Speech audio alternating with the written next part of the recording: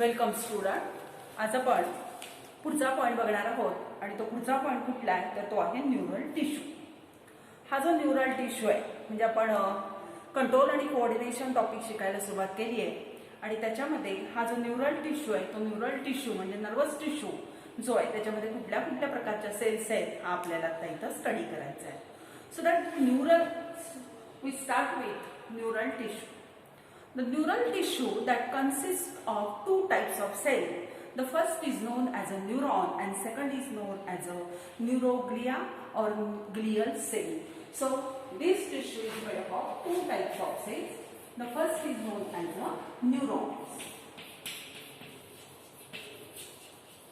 and second one is known as a neuroglial cells or they are known as simply glial cells. So that neural tissue or nervous tissue that is made up of two types of cells. First is known as a neuron and second is known as a neuroglial cells. So today we start with the first point that is the neuron.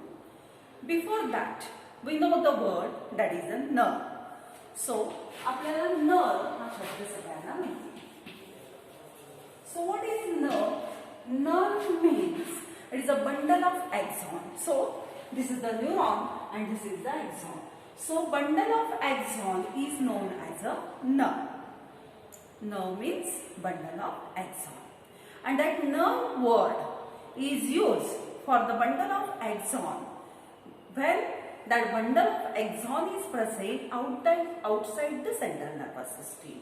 And when that bundle of axon is present inside the central nervous system, instead of nerve, the word tract is used.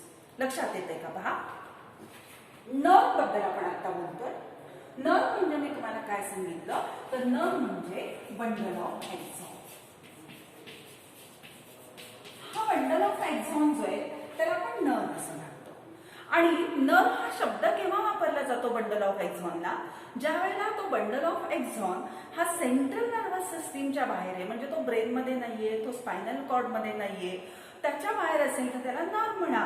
आणि जर हा bundle of exon जर आपल्या central nervous system मध्ये असेल तर ह्याच bundle of एक्सॉनला nerve न म्हणता आपण कुठला शब्द वापरणार आहोत? ट्रॅक्ट हा शब्द वापरणार आहोत। ठीक आहे, पुढचा पॉइंट बघा। मग ह्या ज्या नर्व्स आहेत ह्या नर्व्स तीन प्रकारचे आहेत असं आपल्या पुस्तकामध्ये दिलेले आहे। त्यातला पहिला प्रकार जो आहे ह्या तीन प्रकारच्या नर्व्स असतात। पहिला आहे त्याला म्हणतात सेन्सरी नर्व, दुसरा आहे त्याला म्हणतात मोटॉर नर्व आणि तिसरा आहे त्याला म्हणतात mixed nerve. So the nerves they are of three type. The first is known as a sensory nerve, second one is known as a motor nerve and third one is known as a mixed nerve. आता ह्या नर्वचा अभ्यास in detail आपण जसं पुढे जाऊ त्या पद्धतीने आपण पाहणार आहोत, पण त्याच्या आधी आपल्याला काय शिकायला सुरुवात करायचे तर हे न्यूरल टिश्यू शिकायला सुरुवात करायचे। आणि न्यूरल टिश्यू मध्ये पहिला पॉइंट आपण काय शिकणार आहोत तर त्याच्यामध्ये हे जे न्यूरॉन्स तुम्हाला दिले आहेत तर ह्या न्यूरॉन्सची स्टडी आधी आपल्याला करायची। तर आताच आपल्याला हे माहित झालंय की न्यूरल टिश्यू हा दोन प्रकारच्या सेल्स पासून तयार झालाय। त्यातला पहिला प्रकार म्हणजे न्यूरॉन्स आणि दुसरा प्रकार म्हणजे न्यूरोग्लिया और ग्लियल सेल्स। ठीक आहे, मग त्यातला पहिला पॉइंट आपण सुरू करू की ज्याला आपण न्यूरॉन्स असं म्हणतो। ऑलरेडी आपण न्यूरॉन्स 11th स्टँडर्ड मध्ये स्टडी केलेले आहेत, हे सगळ्यांना तुम्हाला माहिती आहे। मग हे जे न्यूरॉन्स आहेत ह्या न्यूरॉन्सला आपण नर्व सेल असंही म्हणतो। And that nerve cells, they are the structural and functional unit of nervous system. हे जे नर्वस सिस्टीम आहे तुमची ही नर्वस सिस्टीम कशापासून तयार झाली आहे तर ती ह्या न्यूरॉन्स पासून किंवा ह्या नर्व सेल पासून तयार झाली आहे आणि त्याचा अभ्यास आपल्याला आजच्या लेक्चरला करायचा आहे। So in case of multipolar neuron आपण हा मल्टीपोलार न्यूरॉन बोर्डवर काढलेला आहे। That multipolar neuron is made up of three parts. Multipolar neuron is made up of three parts. The first portion is known as a cytoplasm. Then the second portion is known as a dendron. And the third portion is known as a axon. So, this central nervous system is made up of multipolar neuron. And in that multipolar neuron, that is made up of again three parts. The first part is known as a cyton, means this portion is known as a cyton.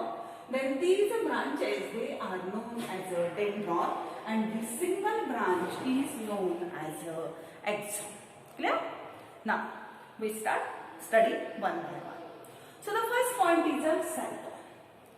So the cyton is a cell body, or that cyton is known as a soma, and that cyton or cell body, it contains a large nucleus present at the center. Then in that cyton, the nucleolus is present. Then in that cyton, the nucleoplasm is also present. So the cyton means the cell body of the neuron. It contains a nucleus. Then the single nucleolus is present, and it also contains the nucleoplasm. Now, around that nucleus, the clear cytoplasm is present, and in that clear cytoplasm, the Neissel's granules and other cell organelle, they are present. लक्षात ठेवा पहा, हा सायटॉन आहे. ह्या सायटॉन बद्दल मी काय सांगितलं, सायटॉन म्हणजे सेल बॉडी आहे. ह्या सेल बॉडी मध्ये कोण प्रेझेंट आहे, न्यूक्लियस आहे, न्यूक्लिओलस आहे, आणखी कोण प्रेझेंट आहे, न्यूक्लिओप्लाझम प्रेझेंट आहे. आणखी मी काय सांगितलं, ह्या न्यूक्लियसच्या भोवतीचं सायटोप्लाझम क्लिअर आहे, आणि या न्यूक्लियस भोवतीचं जे काही सायटोप्लाझम क्लिअर आहे, त्या क्लिअर सायटोप्लाझम मध्ये काय प्रेझेंट आहे, तर clear cytoplasm contains the Neissel's granules. Neissel's granules. आता Neissel's granules म्हणजे काय हे लक्षात घ्या. Neissel's granules, these are riboprotein.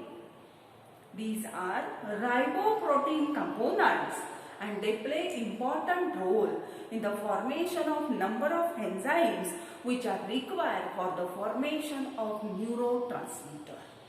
हे जे Neissel's granule कोनिकल ग्रॅन्युल्स असतात, आणि हे कोनिकल ग्रॅन्युल्स कशापासून तयार झालेले असतात, रायबोप्रोटीन्स पासून तयार झालेले असतात. आणि ह्याचा रोल कशामध्ये महत्त्वाचा आहे म्हणून मी तुम्हाला सांगितलं. तर ह्याचा रोल महत्त्वाचा कशामध्ये, तर ते तुमचं जे न्यूरोट्रान्समीटर असतं, हे न्यूरोट्रान्समीटर इम्पल्स कंडक्ट करायला लागतं.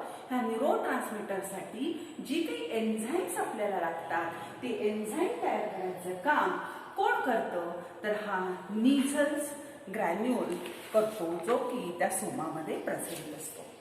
आणखी या सोमामध्ये किंवा ह्या सायटॉनमध्ये कोण प्रेझेंट असतं, तर ह्या सायटॉनमध्ये आणखी न्यूरोफायब्रिल्स पण प्रेझेंट असतात. आणि हे जे न्यूरोफायब्रिल्स असतात, ते काय काम करतात, so that neurofibrils they play important role in the transmission of nerve impulse. nerve impulse जे ट्रान्समिट करायचे, त्याच्यामध्ये त्याचा महत्त्वाचा रोल असतो. ठीक आहे. So cyton is a part of nerve cell. that cyton is known as a cell body. In that cyton, the single nucleus, single nucleolus, nucleoplasm is present. In that nucleoplasm, the Neissel's granules and the neurofibrils are present. Neissel's granules these are the riboproteins and play important role in the formation of enzymes required for the formation of neurotransmitter. And the neurofibrils which are present in that cell body or cyton, they play important role in the transmission of nerve impulse, that is about the cell body. Now the function of that cell body is, it gives the impulse or stimulus from dendron and give it to the axon. Dendron पासून आलेली जी काही stimulus आहे ती घ्यायची आणि ती पुढे एक्झॉनला transmit करायचं काम करतं. म्हणून फंक्शन एवढंच सांगायचं, सेल बॉडीचं फंक्शन काय, it transmit the impulse from cyton to axon. ठीक आहे. पुढचा पॉइंट फार बघा, dendron. So dendron means these are the small many branches which are arises from cyton. Cyton पासून अराइज झालेल्या ज्या स्मॉल असतात, ज्या मेनी असतात, ज्या कोनिकल असतात, अशा ब्रांचेसला आपण काय म्हणतो, तर त्या ब्रांचेसला आपण म्हणतो डेंड्रॉन. म्हणजे ह्या सायटॉन पासून ओरिजिनेट होतात, स्मॉल असतात, मेनी असतात आणि कोनिकल असतात. So they are non as a dendrons.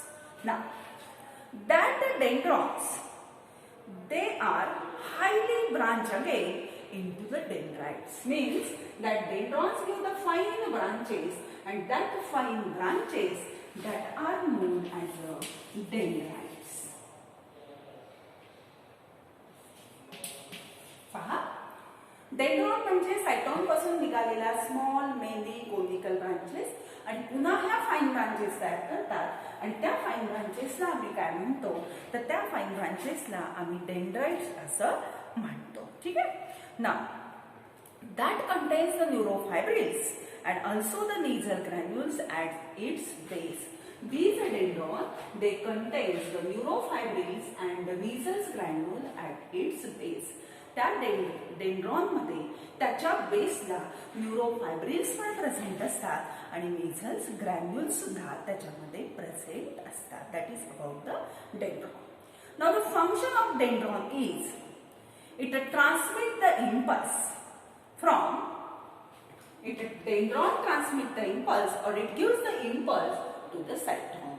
जी काही स्टिम्युलस ह्या डेंड्रॉनला मिळाली, जी काही इम्पल्स डेंड्रॉनला मिळाली आहे ती पुढे पास करायचं काम कोण करतात तर हे डेंड्रॉन करतात आणि ती इम्पल्स कोणाला देतात तर सायटॉनला देतात. ठीक. Now the next point is the axon. So axon means this structure. So axon is a single long usually unbranched process. Single, long and usually unbranched process which we know as a axon. Axon म्हणजे सायटॉन पासून originate झालेली, single असणारी, long असणारी, mostly unbranch असणारी जी process असते त्या प्रोसेसला आपण काय म्हणतो axon. Now that axon originates from the dendron from a point and that point is known as a hillock. So it originates from hillock. Hillock means what? Hillock means some conical portion which is present between the cyton and axon. Means from that hillock that a single large process that get originate which we know as a axon. Now, in that axon, the neurocytoplasm is present and the cytoplasm which is present in the axon is known as the exoplasm. And in that exoplasm or bundle of neurofibrils, they are present but it lacks the Nizel's granules. So, this is the axon. It contains the cytoplasm known as the exoplasm and in that exoplasm only neurofibrils are present but the Nizel's granules are totally absent. ह्याच्यामधलं जे cytoplasm आहे त्याला एक्सोप्लाझम म्हणतात. त्या एक्सोप्लाझम मध्ये Nizel's granules नसतात, फक्त त्याच्यामध्ये काय प्रेझेंट असतं तर त्याच्यामध्ये न्यूरोफायब्रिल्स मात्र प्रेझेंट असतात. आता हा जो एक्सॉन आहे that axon gives a small branches at its base and that branches are known as a telodendron. At its base that axon gives the fine branches and they are known as a telodendron. This axon gives the lateral branch and that lateral branch is known as a collateral. लक्षात घ्या. Axon mostly single असतो, mostly नाही axon सिंगलच असतो, mostly unbranch असतो, त्याला branching नसतं. पण अशी जर त्याला लॅटरल साइडला ब्रांच असेल तर त्या ब्रांचला आपण कोलॅटरल असं म्हणतो. आणि ह्या एक्सॉनच्या एंडला अशा फाईन ब्रांचेस असतात, त्या ब्रांचेसला आपण काय म्हणतो त्याला आपण टीलोडेंड्रॉन असं म्हणतो. आणि ह्या ज्या टर्मिनल ब्रांचेस असतात त्या मसलला अटॅच होतात, ग्लँड्सला अटॅच होतात, स्किनला अटॅच होतात किंवा बाकीच्या न्यूरॉनला अटॅच होतात. लक्षात येतं. आता पुढचा पॉइंट काय आहे याच्यामध्ये बघा. This axon that get covered by the myelin sheath. So this is the myelin sheath. So this axon it get covered by the fatty sheath, and that fatty sheath is known as a myelin sheath. Myelin sheath is not a continuous one. That myelin sheath is interrupted, forming nodes and internodes. लक्षात येते का पहा. ही myelin sheet मी अशी सलग काढली का, हा एक्झॉन आणि अशी शीट मी काढलेली नाहीये, कारण ती कंटिन्युअस नसते, ती डिस्कंटिन्युअस असते. आणि ती डिस्कंटिन्युअस असल्यामुळं तिथं नोड्स आणि इंटरनोड्स तयार होतात, आणि ते जे नोड्स आणि इंटरनोड्स तिथं तयार होतात त्याला म्हणतात नोड ऑफ रॅनव्हियर. आणि नोड ऑफ रॅनव्हियरचं फंक्शन काय असतं मुलींनो लक्षात घ्या. तर नोड ऑफ रॅनव्हियरचं फंक्शन आहे क्विक कंडक्शन ऑफ इम्पल्स. अशी जम्पिंग प्रोसेसनं त्याच्यावरून इम्पल्स कंडक्ट केली जाते, फास्टर रेटनी इम्पल्स ही त्याच्यामध्ये कंडक्ट केली जाते. So the axon when it get covered by the fatty substance that is the myelin sheet, such a type of axon is known as a myelinated axon, or it is also known as a mediated axon. In that mediated axon, myelin sheath is present. But when that myelin sheath is present, it is interrupted. It is not uniform or not continuous one, but it is interrupted, forming nodes and internodes. And that nodes are known as a node of Ranvier, and they are for quick conduction of impulse. Now, that myelin substance is secreted by the cells, and the cells, they are known as the Schwann cells. Schwann cells तिथं present असतात, आणि ह्या Schwann cell काय करतात, ती myelin sheath तिथं काय करतात, सिक्रेट करतात. हे झालं मेडिएटेड बद्दल.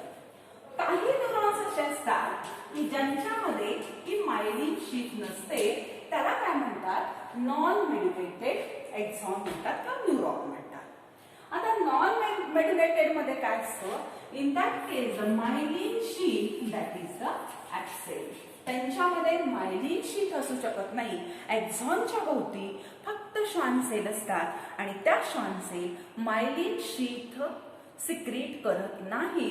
मग मायलिन शीट जर एक्झॉनच्या भोवती प्रेझेंट नसेल तर त्याला आपण काय म्हणतो, तर त्याला आपण नॉन मेड्युलेटेड किंवा नॉन मायलिनेटेड एक्झॉन किंवा न्यूरॉन असं आपण त्याला म्हणतो. लक्षात आलं हे झालं एक्झॉन बद्दलची माहिती. आता एक्झॉन बद्दलची माहिती झाल्यानंतर हे 2-3 पॉइंट तुम्हाला शिकवल्यानंतर एक 2-3 पॉइंट आहेत अजून, ते पण कंप्लीट करते. आणखीन एक पॉइंट ह्याच्यामधला आता आपल्याला शिकायचा तो आहे सिनॅप्स. आता सिनॅप्स म्हणजे काय, so synapse is a interconnection between two neuron. दोन न्यूरॉन आहे, हा एक न्यूरॉन आहे, ह्याच्या खाली असाच एक न्यूरॉन आहे. ह्यांच्यामध्ये जे स्पेस असतं, त्यांच्यामध्ये जे इंटरकनेक्शन असतं, त्या इंटरकनेक्शनला आपण सिनॅप्स असं म्हणतो. बघा आता लक्षात येते का. आता हे त्याच्याबद्दल शिकून झालं तुम्हाला, त्याच्यानंतरचा पुढचा पॉइंट मी शिकवणार आहे तो कुठला आहे, synapse. So what is synapse? Synapse is a interconnection. There is an interconnection between neuron. दोन न्यूरॉन मध्ये जे इंटरकनेक्शन असेल that is known as synapse. मग हे जे सिनॅप्स असतात ते किती प्रकारचे आहेत बघा. सिनॅप्स म्हटल्यापेक्षा दॅट कनेक्शन इज एक्झोडेंड्रॉनिक, एक्झोडेंड्रॉनिक,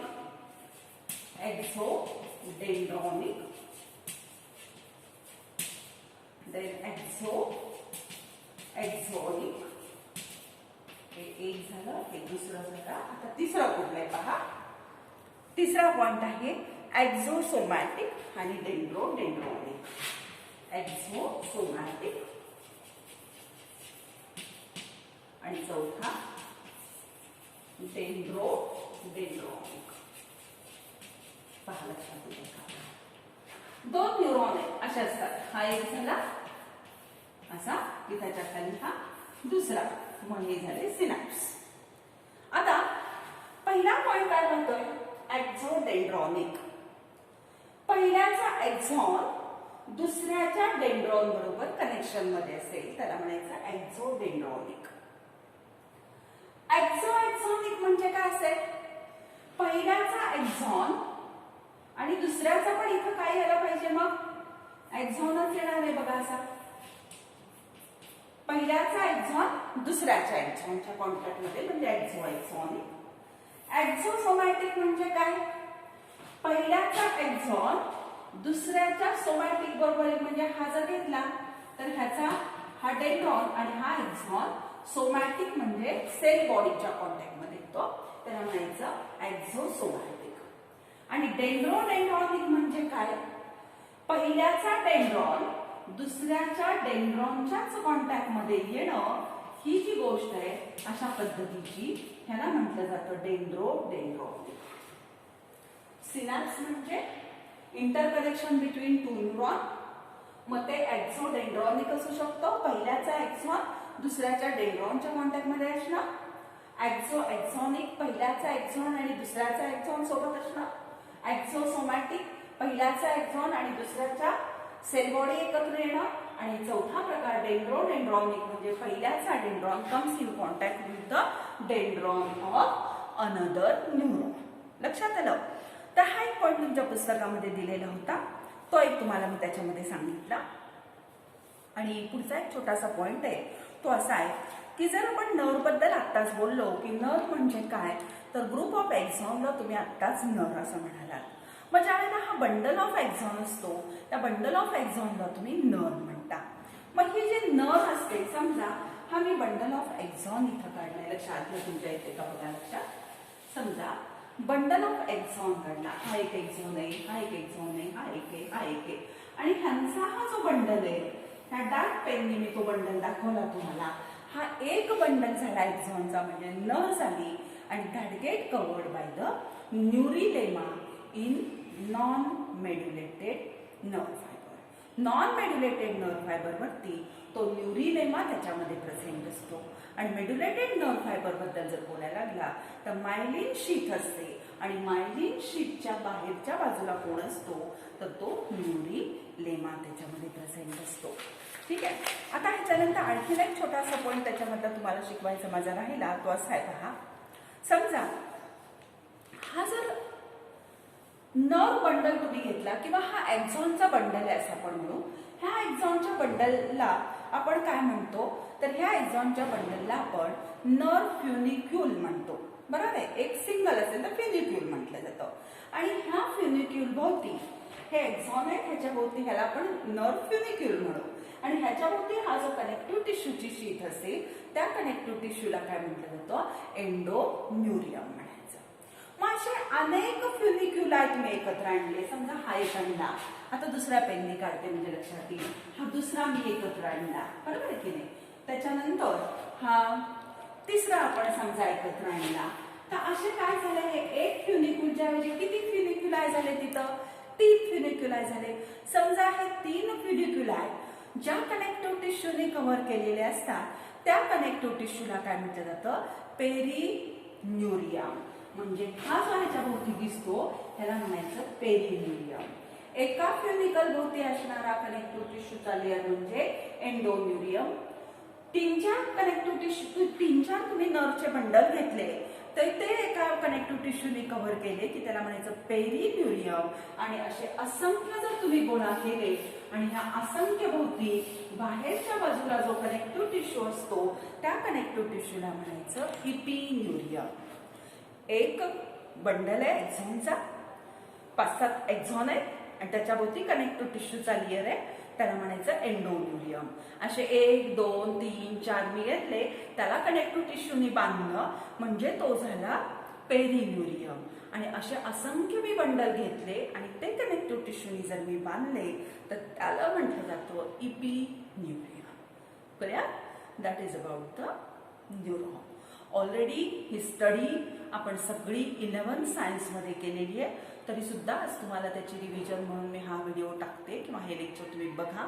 अडचण असेल तर मला नंतर विचारा. ठीक आहे. थांबूया.